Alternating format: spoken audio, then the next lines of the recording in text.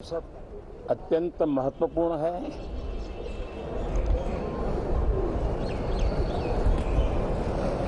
देश आजादी के अमृत महोत्सव मना रहा है।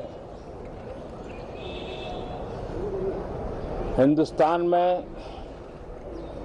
चारों दिशाओं में से इस आजादी के अमृत महोत्सव के निमित्त रचनात्मक, सकारात्मक, जनहित के लिए, राष्ट्रहित के लिए सामान्य नागरिक अनेक कार्यक्रम कर रहे हैं, कदम उठा रहे हैं और आजादी के दीवानों ने जो सपने देखे थे उन सपनों को पूरा करने के लिए सामान्य नागरिक भी इस देश का अपना कोई न कोई दायित्व निभाने का प्रयास कर रहा है। ये खबरें ये अपने आप में भारत के उज्जवल भविष्य के लिए शुभ संकेत है। कल हमने देखा है, पिछले दिनों संविधान दिवस भी नए संकल्प के साथ संविधान के स्पिरिट को चरितार्थ करने के लिए हर किसी के दायित्व के संबंध में पूरे देश ने एक संकल्प किया है। इन सब के परिप्रेक्ष्य में हम चाहेंगे, देश भी चाहेगा, देश का हर सामान्य नागरिक चाहेगा कि भारत का संसद का ये सत्र और आगे आने वाले भी सत्र आजादी के दीवानों की जो भावनाएं थी, जो स्पिरिट था, आजादी के अमृत महोत्सव का जो स्पिरिट है, उस स्पिरिट के अनुकूल संसद भी देश हित में चर्चाएं करे, देश की प्रगति के लिए रास्ते खोजे, देश की प्रगति के लिए नए उपाय खोजे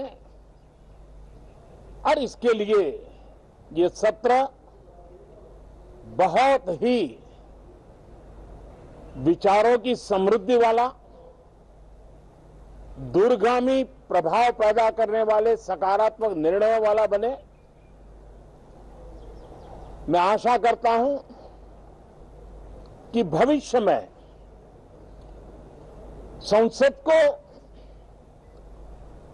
कैसा चलाया, कितना अच्छा कंट्रीब्यूशन किया, उस तराजू पे तोला जाए, न कि किसने कितना जोर लगा करके संसद के सत्र को रोक दिया। ये मानदंड नहीं हो सकता है। मानदंड ये होगा कि संसद में कितने घंटे काम हुआ, कितना सकारात्मक काम हुआ। हम चाहते हैं सरकार हर विषय पर चर्चा करने के लिए तैयार है, खुली चर्चा करने के लिए तैयार है। सरकार हर सवाल का जवाब देने के लिए तैयार है और आजादी के अमृत महोत्सव में हम ये भी चाहेंगे कि संसद में सवाल भी हो, संसद में शांति भी हो। हम चाहते हैं संसद में सरकार के खिलाफ, सरकार की नीतियों के खिलाफ जितनी आवाज प्रखर होनी चाहिए हो, लेकिन संसद की गरिमा, स्पीकर की गरिमा, चेयर की गरिमा, इन सब के विषय में हम वो आचरण करें जो आने वाले दिनों में देश की युवा पीढ़ी को काम आए। पिछले सत्र के बाद कोरोना की विकट परिस्थिति में भी देश ने 100 करोड़ से अधिक डोजेज कोरोना वैक्सीन और अब हम 150 करोड़ की तरफ तेजी से आगे बढ़ रहे हैं। नए वेरिएंट की खबरें भी हमें और सतर्क करती हैं और सजग करती हैं। मैं संसद के सभी साथियों को भी सतर्क रहने के लिए प्रार्थना करता हूं।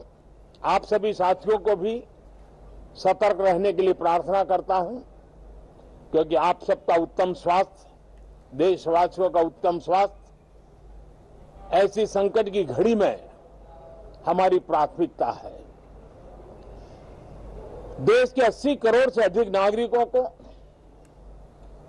इस कोरोना काल के संकट के में और अधिक तकलीफ न हो, इसलिए प्रधानमंत्री गरीब कल्याण योजना से अनाज मुफ्त में देने की योजना चल रही है।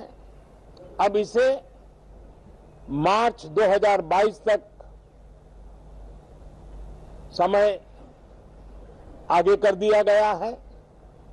करीब 2,60,000 करोड़ रुपए की लागत से 80 करोड़ से अधिक देशवासियों को गरीब के घर का चूल्हा जलता रहे, इसकी चिंता की गई है। मैं आशा करता हूं